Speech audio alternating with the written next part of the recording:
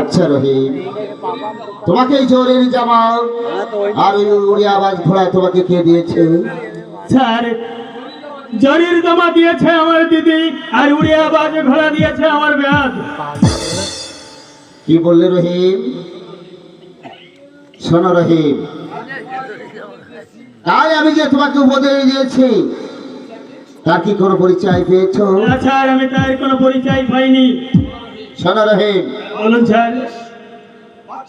বাচ্চার আদেশ আগামী করলো, তোমাকে এই স্কুলে আসতে হলে হাতির পিঠে আমবাড়া দিয়ে তোমাকে এই স্কুলে আসতে হবে, অথবা বাড়িতে গিয়ে তোমার মাসিমাকে বলবে, মাসিমা আর আমি কোনোদিন ওই বৈঠকখানায় বসে ভাত খাবো না, আমি ওই রন্ধনশালায় বসে ভাত খাবো। যখন তোমার দিদি তোমাকে ভাত দিতে আসবে, তুমি তোমার দিদিকে তাড়িয়ে দেওয়ার ব্যবস্থা করবে, তবে তুমি বুঝতে পারবে সে তোমার কেমন দিদি। আজ তোমার ছোটে